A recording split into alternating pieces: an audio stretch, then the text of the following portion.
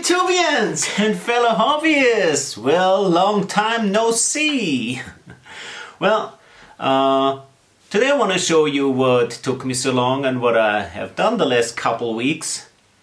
And so, go right into it! Well, like I mentioned, I bought a few things in the shop. One was this bigger compressor and of course a pressure pot. If you want to have good castings, you need a pressure pot, otherwise you get all those bubbles in the cast. You basically just put your stuff in, put it under pressure and let it in until it cures. So with the body build, first I sat down and scratched a few things on paper until I was happy, and then I tried to bring that paper idea to resin in the end. Let's see what's gonna happen. So I first made a bock out of carton, get the main shape. So the basic idea of that carton bock is you get the highest spot in the middle of the car or wherever, the highest spots, and then you make sort of like a skeleton out of carton, and then you fill up the spaces in between.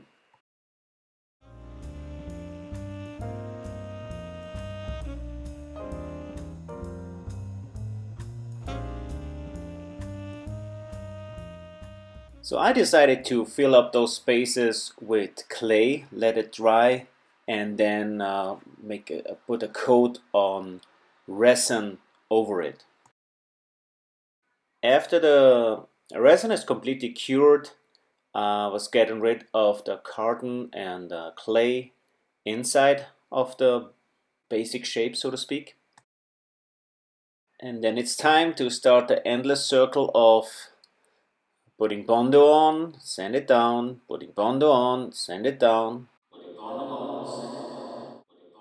I was not perfectly happy with the shape, so I cut at the corner here. I wanted to have it more a female rounded shape here rather than this edge. And of course then it was time to put a first layer on just a basic coat to see where all the nicks and knocks are that they still need work on. And the shape gets smoother and smoother, as you see. It's just, what you see here in seconds is actually at least days. But everything has an end, of course, and on some spot I was able to put a real coat of paint on it to see whether really all imperfections are disappeared, and I was like happy the way it turned out, and I was ready to make a mold from it. Now for the mold, I decided first to put a clay base on it.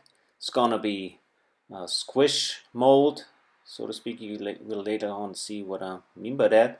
And you need a little bit of depth to put the resin in. To be perfectly sure that the silicone really gets in all the little corners, I first put on small amounts of silicone just at those spots where it might be difficult for the silicone to reach in or even get bubbles. So that's why I first put on some layer of silicone straight on the body.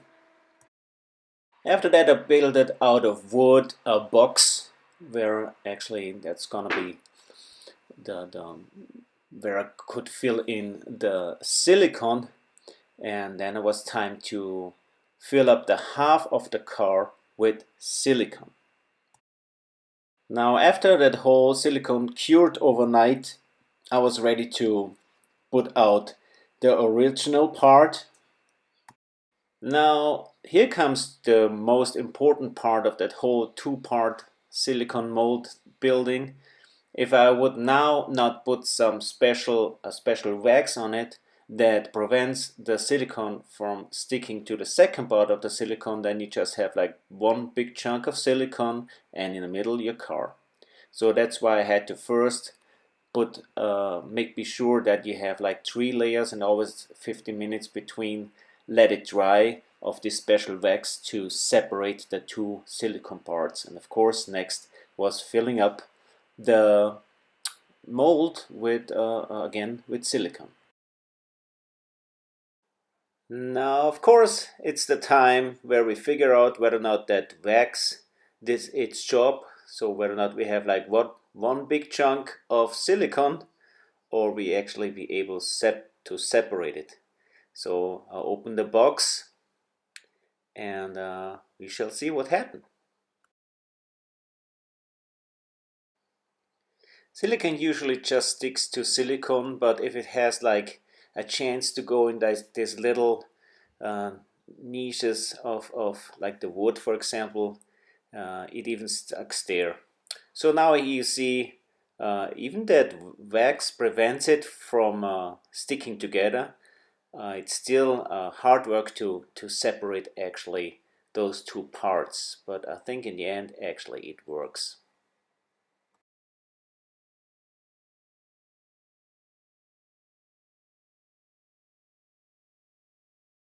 So when it comes to filling that mold, you actually have the bottom part of the mold laying on the table, and you fill it up with resin, and then you just put the top part on it until the resin squeeze out on all the corners.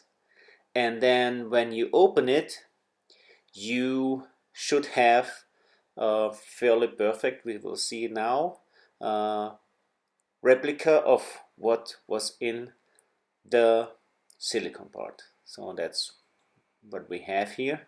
That's the part that was squeezed out, and you see it's still a little bit soft. That makes it easier to remove that resin body.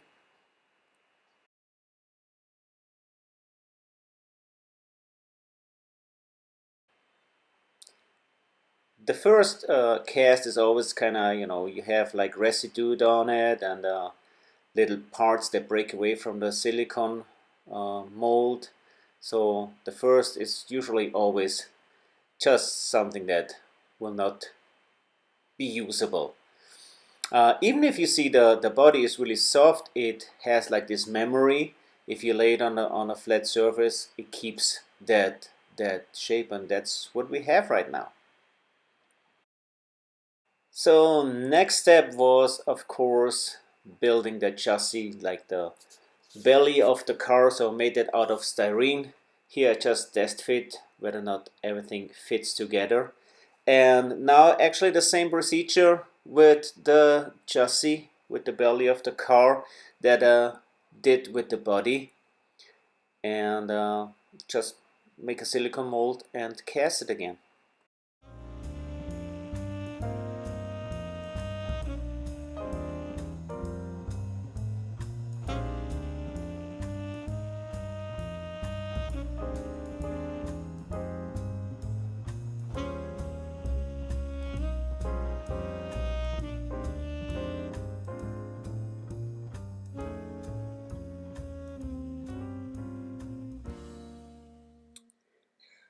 And that's how we ended up with. It's the body, the belly of the body, or the chassis, or whatever I want to call it.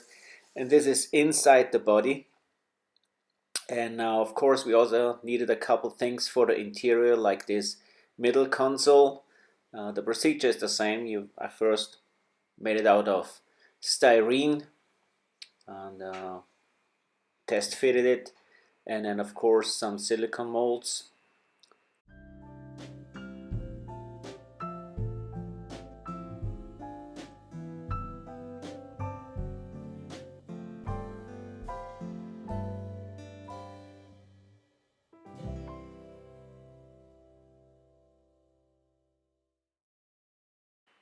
The next part was I wanted to have a special grill for the front, so I also made that out of styrene first, and then of course casted it and made a resin part of it.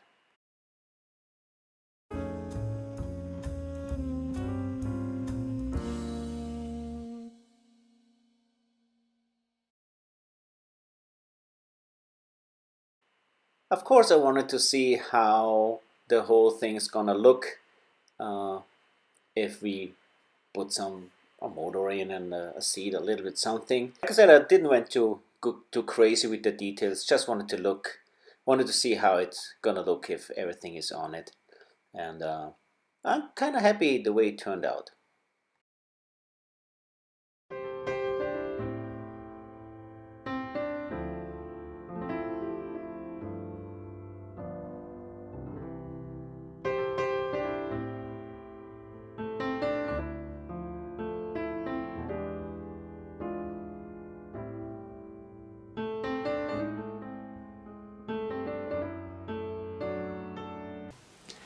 Thank you for tuning in. For all those people who stood so long with me until the end of this video. See you next Saturday. Love you guys. Bye bye.